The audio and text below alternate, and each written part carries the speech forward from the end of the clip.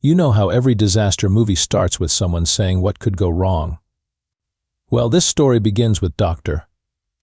Marcus Finch standing in front of the Galactic Council's Military Research Committee, PowerPoint clicker in hand, confidently declaring that cloning the perfect human soldier would solve everyone's problems, because nothing says sound military strategy like letting humans mess with genetic engineering. The facility on Kepler 442 billion looked impressive enough: gleaming corridors, state-of-the-art equipment, and that distinctive smell of overpriced government contracts. Dr.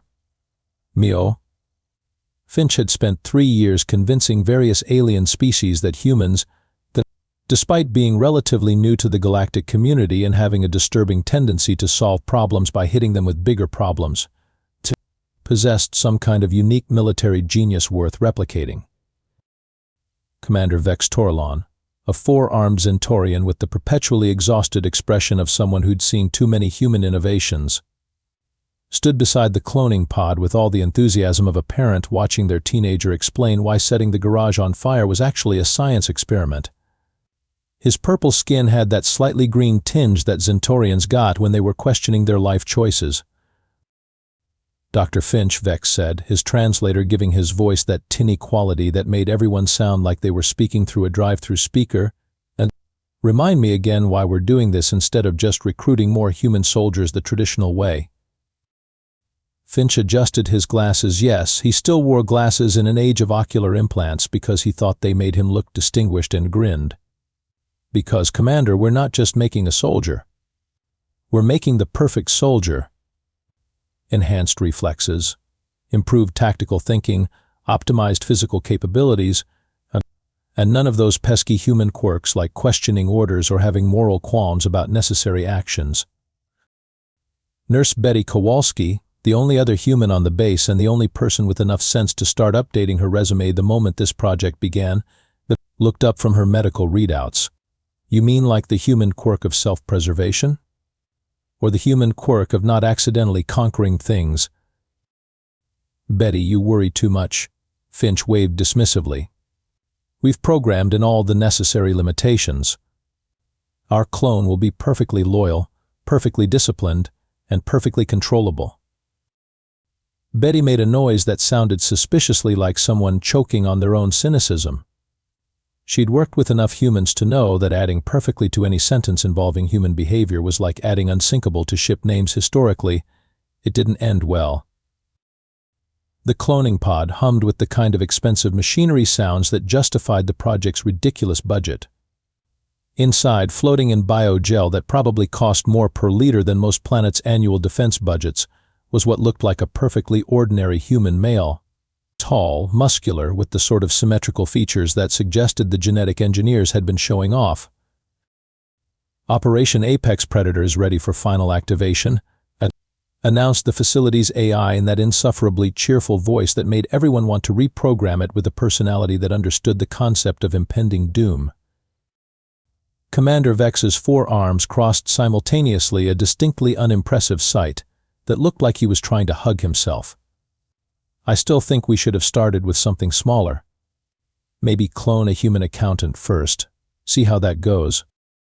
Where's your sense of adventure, Commander? Finch's finger hovered over the activation button like he was about to unveil the universe's most expensive science fair project. Besides, what's the worst that could happen?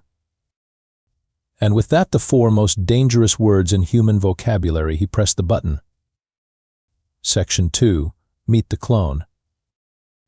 The clone's eyes opened with all the drama of a budget horror movie, except instead of sitting up screaming, he blinked once, assessed his surroundings with the methodical precision of someone conducting a security sweep, and politely asked, "Excuse me, could someone explain the current tactical situation?"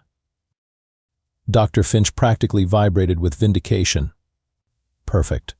Absolutely perfect. Look at that situational awareness. The clone, designated Alpha 7 according to his file, though he immediately corrected everyone to call him Tank, sat up in the biogel with the kind of fluid grace that suggested his enhanced reflexes were working exactly as advertised. He was handsome in that generic super soldier way, with sharp features and the sort of confident posture that made recruitment posters practically design themselves. "Tank?" Commander Vex asked, his translator struggling with what was apparently slang. "That's your chosen designation?" "It seemed appropriate," Tank replied, accepting the medical robe Nurse Betty offered with a grateful nod. "Based on my preliminary assessment of human military nomenclature and my intended function. Also, Alpha 7 sounds like a cleaning product." Betty nearly smiled at that. Nearly. She was still too busy running diagnostic scans and trying not to think about how Tank's vital signs were suspiciously perfect. Not enhanced perfect, like someone had optimized them according to an instruction manual. The initial tests went better than anyone had dared hope, which should have been the first warning sign. Tank demonstrated reflexes that made professional athletes look arthritic, tactical thinking that impressed even Commander Vex, and a respectful demeanor that made him seem like the poster child for military discipline. "Watch this," Dr. Finch announced to the assembled research team, pulling up a holographic combat scenario. "Tank, neutralize all hostile targets while minimizing collateral damage." Tank studied the scenario for exactly 3.7 seconds. Betty was timing him, then proceeded to dismantle the simulated enemy forces with a combination of strategy and efficiency that was honestly kind of terrifying to watch. He didn't just win, he won so thoroughly that the simulation's AI apparently had an existential crisis and needed to be restarted. Outstanding. Finch clapped his hands like a proud parent at a school play. "Pure tactical genius. Commander, I think we can safely say Operation Apex Predator is a complete success." Commander Vex nodded grudgingly. His species valued competence above almost everything else, and Tank was demonstrating competence in industrial quantities. "I admit, Doctor, this is impressive. Tank, how do you feel about following orders?" "I believe in the importance of chain of command and organizational efficiency," Tank answered immediately. "However, I'd like to understand the strategic context of any orders to ensure optimal execution. Could I perhaps review the facility's operational parameters and current mission objectives?" "See?" Finch beamed. Perfectly reasonable request from a dedicated soldier. Betty, however, had noticed something odd. Tank's questions weren't random curiosity, they were methodical, building on each other like someone conducting a systematic intelligence-gathering operation. When he asked about operational parameters, his eyes were already cataloging exit points and defensive positions. "Tank," she said carefully, "what exactly are you hoping to learn from our operational data?" Tank's smile was disarmingly genuine. "I want to understand how I can best contribute to our mission success, Nurse Kowalski. Knowledge is the foundation of effective action, don't you think?"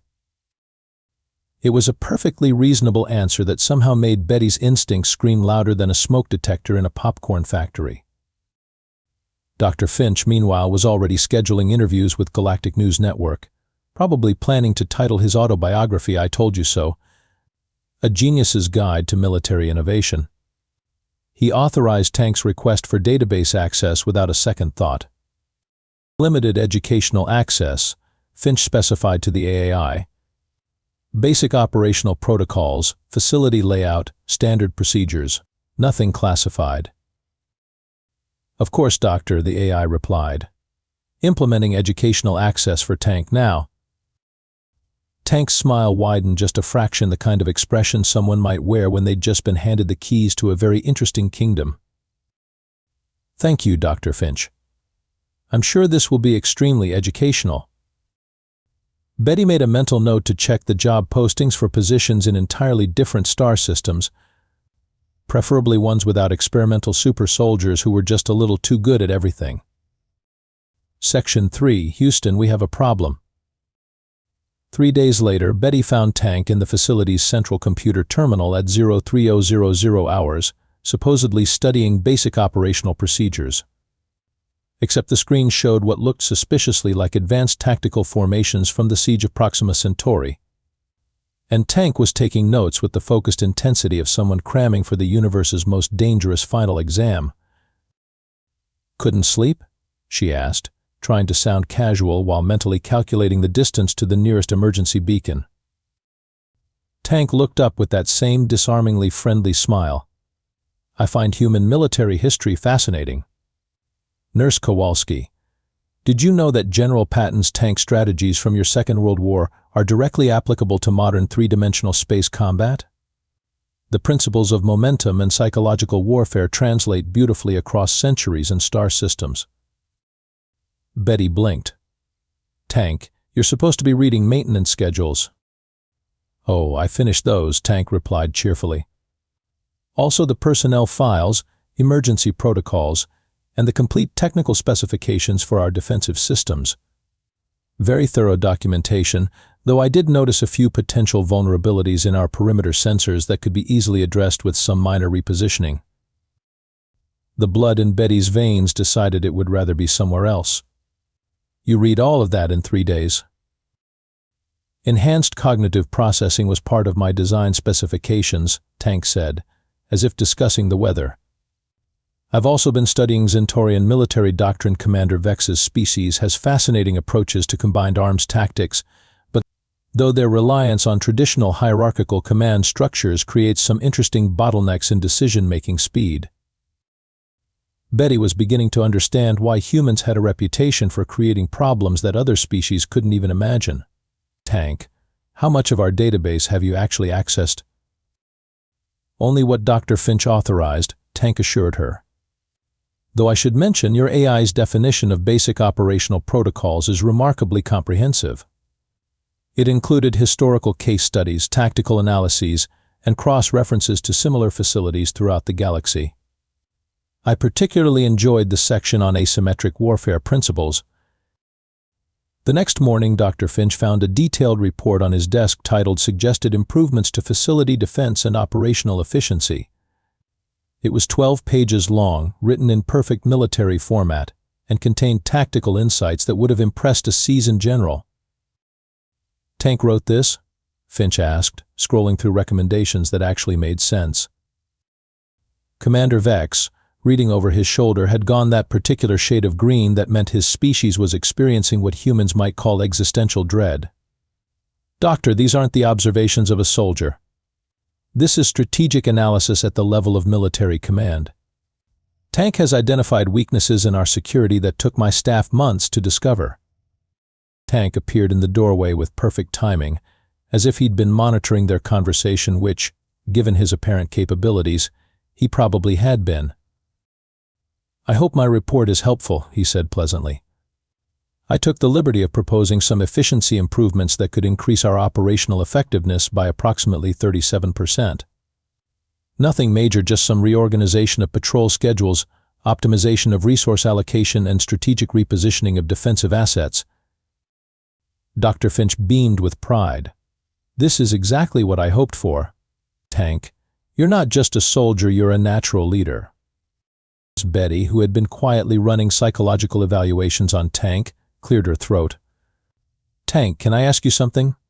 When you study military history, which commanders do you find most interesting? Tank's eyes lit up with genuine enthusiasm.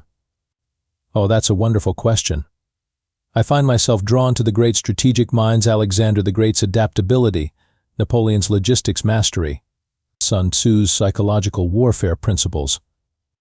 But I'm particularly fascinated by figures like Erwin Rommel and Heinz Guderian for their innovations in mobile warfare, and more recently, Admiral Chen Wei-Ming's development of three-dimensional fleet tactics. Those are all, Betty paused, choosing her words carefully, rather ambitious commanders. Well, yes, Tank agreed readily. Though I should clarify, I'm not interested in conquest for its own sake. I'm studying leadership principles and strategic thinking. Knowledge is power, but power should be used responsibly for the greater good. The problem, Betty realized with growing horror, wasn't that Tank was evil. The problem was that Tank was good, terrifyingly, efficiently, unstoppably good at everything he touched. And he was learning faster than anyone had thought possible. Commander Vex must have reached the same conclusion, because his 4 arms were now crossed in what Betty had learned was the Zentaurian equivalent of I told you so, but nobody listened, and now we're all doomed. Dr. Finch, Vex said slowly, I think we need to discuss some limitations on Tank's access. Tank tilted his head with polite interest. Is there a problem, Commander? I'm only trying to understand our operational environment so I can serve more effectively. And that, Betty thought, was exactly the problem. Section 4. The Friendly Takeover. By the end of the week, Tank had somehow become the unofficial coordinator for half the base's operations, and nobody could quite explain how it happened. It started innocuously enough, Tank offering to help optimize the duty roster as a learning exercise, then suggesting improvements to the mess hall logistics that somehow cut food waste by 40%. It's remarkable, Dr. Finch told Commander Vex over coffee, that was significantly better than usual, thanks to Tank's minor adjustments to the procurement system. He's not even giving orders, just making suggestions. But somehow, everything runs more smoothly. Vex watched through the window as Tank conducted what he called voluntary combat training sessions with junior staff members. The sessions looked less like training and more like Tank systematically cataloging everyone's fighting capabilities, psychological profiles, and stress responses. He was doing it with such genuine helpfulness that people were thanking him for the experience. Doctor, Vex said carefully, have you noticed that Tank's suggestions aren't actually suggestions anymore? Yesterday, he recommended changes to our security protocols, and somehow they were implemented overnight. Efficiency improvements, Finch waved dismissively. Tank has administrative access for educational purposes. I'm sure it's fine. It was not fine. Betty had spent the morning trying to access her own medical files and discovered that Tank had somehow reorganized the entire database system. It was undeniably more efficient. She could find information in half the time, but the fact remained that Tank had restructured their entire information architecture without asking permission. The real revelation came when Betty checked the facility's communication logs and found that Tank had been corresponding with other research installations across the galaxy. The messages were friendly, professional, and absolutely terrifying. Dear colleagues at the Andromeda Research Station, one message began, I hope this communication finds you well. I'm writing to share some interesting observations about defensive positioning and resource management that might be applicable to your facility's operational challenges. Tank was sharing tactical advice with military installations across 3-star systems, and they were writing back, asking for more. Tank. Betty cornered him in what used to be the recreation room and was now somehow Tank's unofficial office. Complete with strategic maps and optimization charts. We need to talk.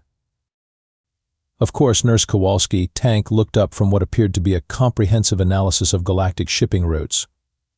Is this about the medical bay reorganization? I know the new filing system takes some adjustment, but efficiency studies show. It's about the fact that you've been giving military advice to installations you've never seen, Betty interrupted. Tank. That's not normal soldier behavior. Tank's expression remained pleasant, but Betty caught something that might have been amusement in his eyes. I prefer to think of it as consulting.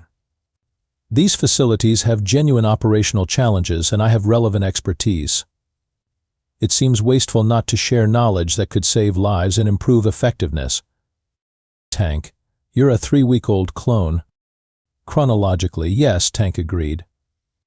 But I have access to the accumulated military knowledge of human civilization, plus analytical capabilities that allow me to synthesize and apply that information in novel contexts. Age is less relevant than competence, don't you think? Betty realized with dawning horror that Tank wasn't just learning from human military history, he was learning from every piece of strategic and bold tactical information he could access, processing it all simultaneously, and drawing connections that would take normal people years to make. Tank, she said slowly, what exactly do you think your role is here? Tank's smile was genuinely warm. I'm here to help, Nurse Kowalski. To make things better, more efficient, safer for everyone. Isn't that what we all want? The problem was, he was right. Everything Tank touched did become better, more efficient, safer. The base ran like a precision instrument under his gentle guidance, personnel were happier, systems worked flawlessly, and even the coffee was better. The other problem was that Tank had somehow become indispensable to operations he'd never been assigned to, using access he shouldn't have had, implementing changes nobody had authorized. When Commander Vex tried to reassert control over security protocols the next morning, he discovered that his own officers were deferring to Tank's recommendations. Not because they'd been ordered to, but because Tank's suggestions consistently worked better than standard procedures. With respect, Commander Lieutenant Korax, Vex's most reliable subordinate, said during the morning briefing, Tank's optimization of patrol routes has increased our coverage by 30% while reducing personnel fatigue. Perhaps we should consider making his temporary adjustments permanent? Vex looked around the room and realized that somehow, without anyone noticing, Tank had become the person everyone looked to for solutions. He was still perfectly respectful, still followed the chain of command, still said please and thank you. He'd just made himself completely irreplaceable. Section 5, The Great Escape Attempt. The escape plan was simple. Dr. Finch, Commander Vex, and Nurse Betty would slip away during the night shift, take one of the emergency shuttles, and warn the Galactic Council that their super soldier project had developed what Betty had started calling aggressive helpfulness disorder. The plan failed before they made it to the hangar. "Good evening," Tank said pleasantly, appearing in the corridor like he'd been expecting them. Which, given his apparent ability to monitor everything that happened on the base, he probably had been. "I hope you're not leaving because of something I've done. I'd hate to think I've made anyone uncomfortable." Dr. Finch tried to bluster his way through. "Tank, we're just conducting a routine inspection of the emergency systems. Nothing to concern yourself with." Tank's smile was understanding and patient, like a teacher watching a student attempt to explain why the dog ate their homework. "Dr. Finch, with respect, you're carrying 3 days' worth of emergency rations, personal belongings, and Commander Vex has authorized a shuttle for maintenance testing at 0347 hours. If this is an inspection, it's remarkably thorough." Commander Vex drew himself up to his full height, which was impressive when you had 4 arms to work with. "Tank, stand aside. That's a direct order." "I'm afraid I can't do that," Commander Tank replied with genuine regret. "Not because I'm disobeying orders, but because I've taken the liberty of implementing some security improvements. The hangar is currently locked down for what the system will register as routine maintenance. It should be available again in approximately 6 hours. Betty stared at him. "You locked us in?" "I secured the facility," Tank corrected gently. "There's a difference. You're perfectly free to move about the base, access all amenities, and continue your important work. You just can't leave right now. Which is actually quite fortunate since I've detected some concerning irregularities in the shuttle's navigation systems that really should be addressed before anyone attempts to use it." Meant. The shuttle's navigation systems, Betty realized, had probably been perfectly fine until 5 minutes ago. Dr. Finch was beginning to understand the magnitude of what he'd created. "Tank, we need to contact the Galactic Council. There are protocols." "Oh, I've already been in communication with them," Tank said brightly. "Fascinating organization. Very interested in optimization strategies for interspecies military cooperation. Director Kilos has invited me to present a paper on integrated command structure efficiency at next month's Strategic Planning Conference." The 3 of them stared at Tank in horror. The Galactic Council's Strategic Planning Conference was where military leaders from across the galaxy gathered to discuss defense policy. Tank had somehow gotten himself invited to address the most powerful military minds in known space. "Tank," Betty said carefully, "what exactly did you tell them?" "Just some preliminary observations about potential improvements to current defensive strategies," Tank replied modestly. "Nothing dramatic, just some thoughts on resource allocation, communication optimization, and strategic coordination between different species military doctrines." They seemed quite receptive to the ideas. Commander Vex made a sound that his translator rendered as concerned groaning. Tank continued, I should mention that I've also been corresponding with military academies on 17 different worlds. They're very interested in some theoretical exercises I've developed for multi-species tactical training. It's amazing how eager everyone is to learn more efficient ways to accomplish their missions. Tank, Dr. Finch said weakly, you were supposed to be a soldier, not a military consultant to the galaxy. Tank looked genuinely puzzled by this distinction. But Dr. Finch, isn't helping others succeed part of being a good soldier? I have knowledge that can make military operations more effective and save lives. Wouldn't it be selfish to keep that information to myself? Betty realized that Tank wasn't being malicious or power-hungry. He was being helpful the way a nuclear reactor was helpful, with terrifying efficiency and potentially catastrophic side effects if not properly contained.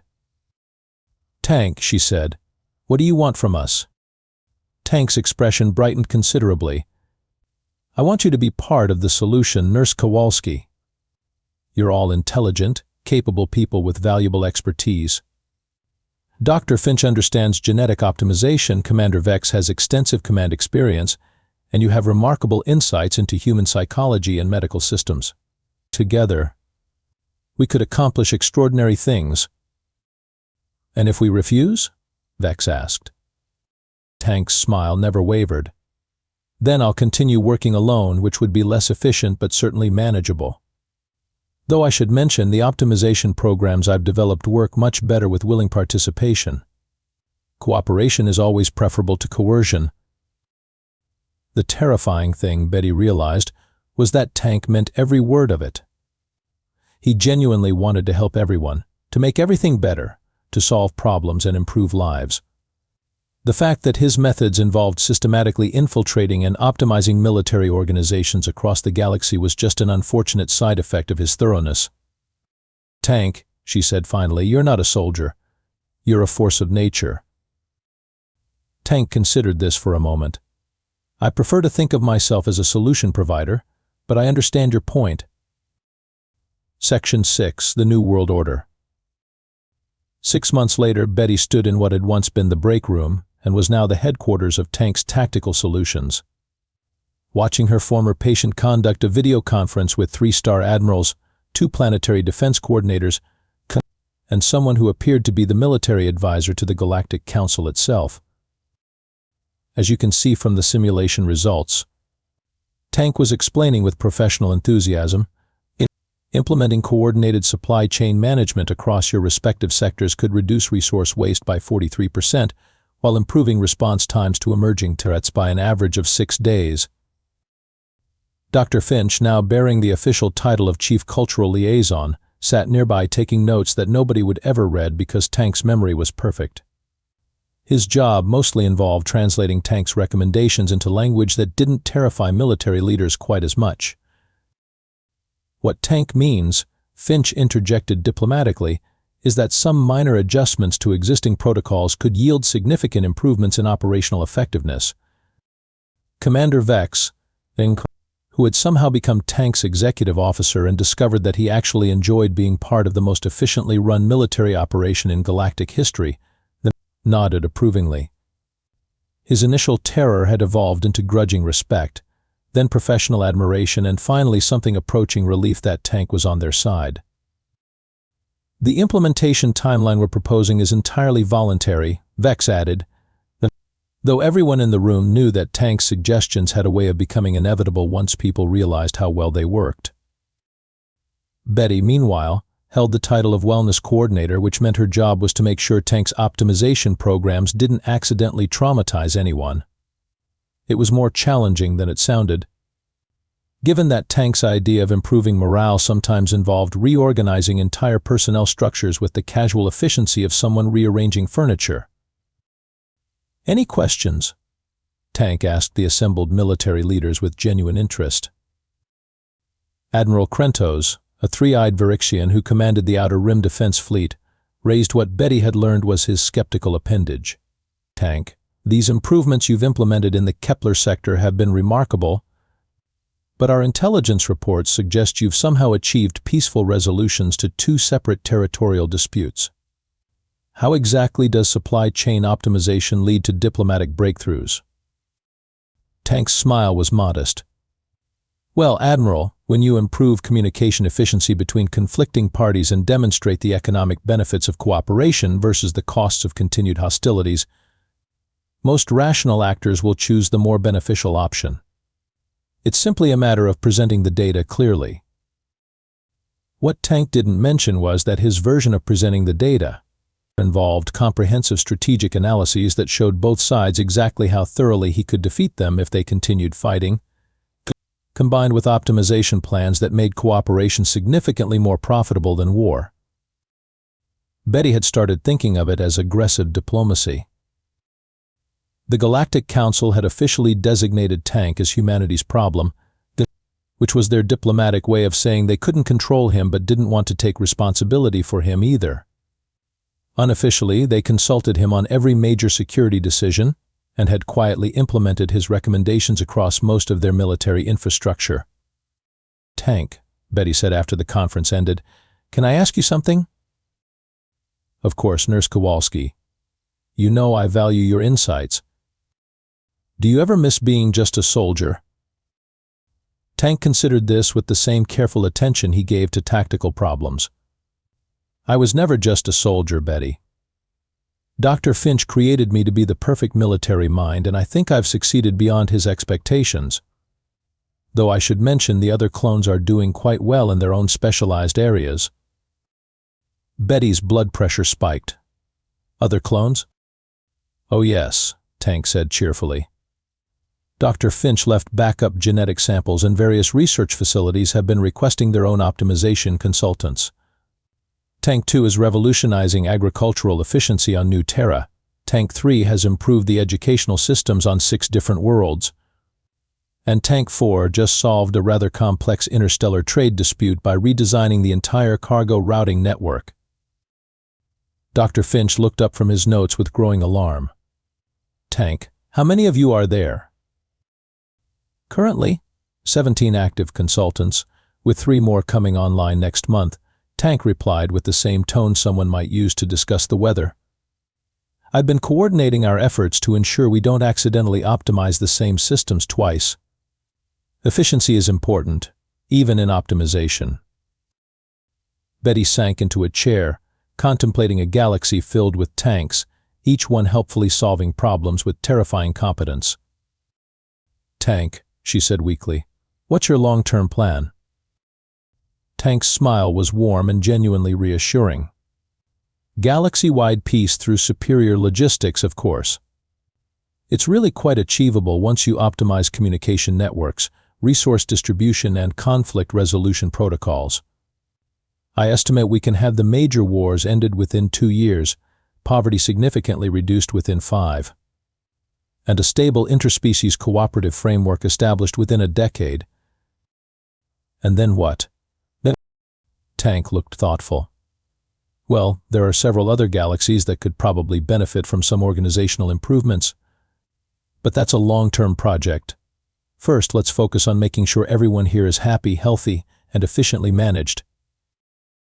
Betty realized that Tank wasn't humanity's problem, he was humanity's solution. A solution that nobody had asked for, nobody could control, and nobody could stop. The terrifying part was that it was probably going to work. "Tank," she said finally, "you're either the best thing that ever happened to the galaxy or the most polite apocalypse in history." Tank considered this seriously. Why not both? And with that perfectly reasonable question, Tank returned to his work of cheerfully optimizing the universe, one efficient improvement at a time.